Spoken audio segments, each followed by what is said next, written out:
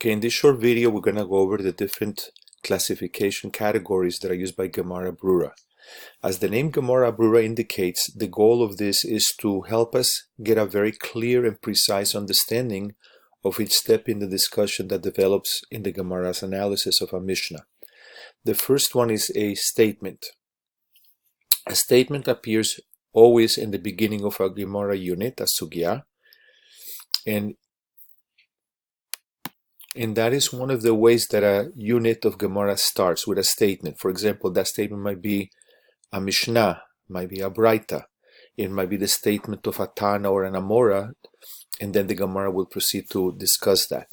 A statement will not be found in the middle of the discussion of the Gemara, even though it sounds like a statement, but if it's in the middle of the discussion, those words are really either a question or an explanation, or they're being used as a proof or as a challenge, even though it sounds like a statement. But if you look at the context, it's not an independent statement. It's a statement that fits into the flow, into the discussion of the Gemara, and therefore it might be a different classification, such as a proof or a challenge and so on. But in the beginning of a sugya, we could find a statement. Later on, we'll see that a sugya, a unit, can also start in a different way. But right now, that's what a statement is. Very straightforward. It tells us some information. Now, we're going in the order in which they appear in the chart, but this is not necessarily the way that a sugya develops. Another classification is a supplement. The Hebrew name is very useful here, ashlama, to complete something. A supplement is when the Gemara gives you additional information, explanation, details about a statement or a question. So when the Gemara is giving you more information, that should be classified as a statement. The next one in this chart is an inquiry. Now, it's important again to understand that there are different types of questions. There are two types of questions in Gemara, what we call English questions. This type of question is a sheila. An inquiry is when we're asking for a clarification, we're asking for information. For example, what is the reason for something, or what is the meaning of a certain pasuk, or which opinion do we follow? Those are inquiries, those are questions. The next one is going to be an objection. This is a kushia. As the symbol indicates, it's like an arrow, which means that we're challenging, we're attacking an opinion. We're trying to refute, we're trying to dismiss an opinion that is mentioned in the Gemara. The next one that we have in the chart is a contradiction. Okay. Again, it's important in Gemara terminology to be precise.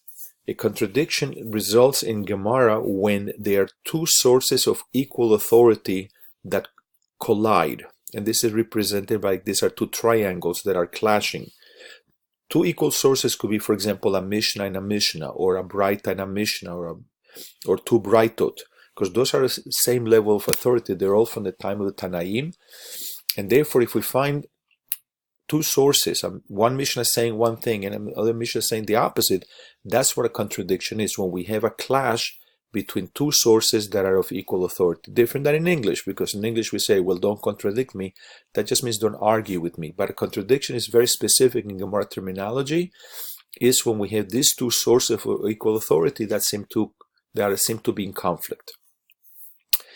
The next one that we have in the chart is a rejection, which indicates it's like a basket, like a garbage can. Rejection results when we dismiss something.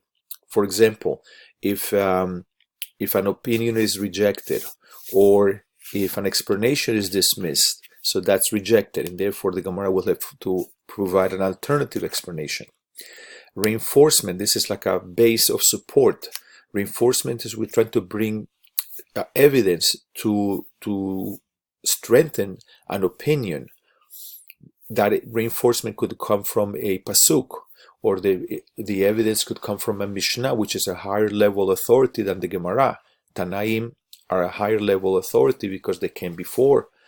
So sometimes in the Gemara, it will bring evidence to support an opinion or an explanation. The next one is a clarification.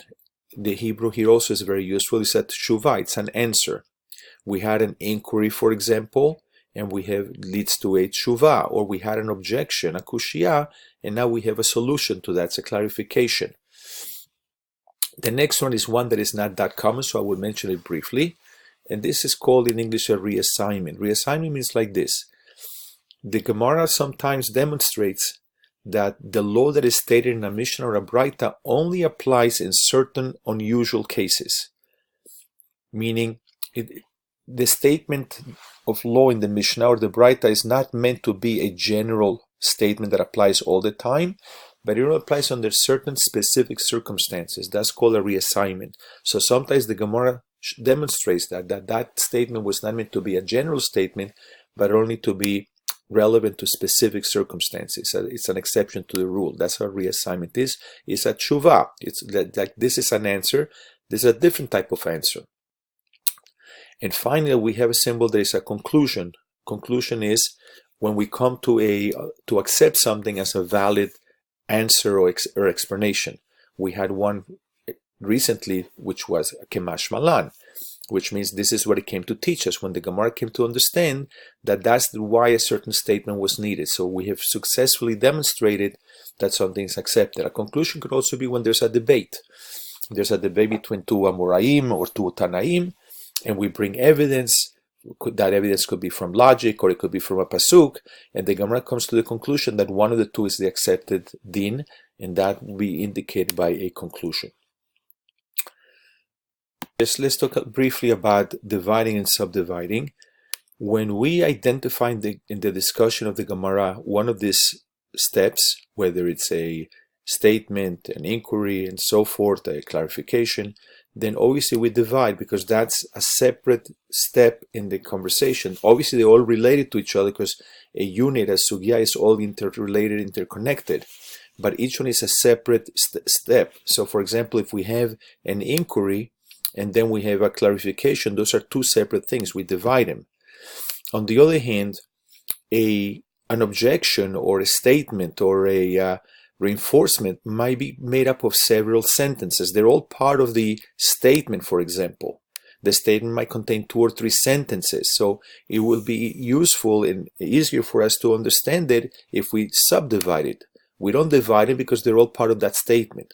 Or for example, if the Gemara is developing an objection, and that objection might have several steps to build up its question, we will subdivide each one, but keeping part of the general objection category, because that's what the Gemara is doing at that point. Or for example, in a clarification, the answer also might contain several sentences that are all part of that category. So there we will subdivide in order to make it easier for us to read and understand what's going on, but we're going to keep it all together in as part of that particular category.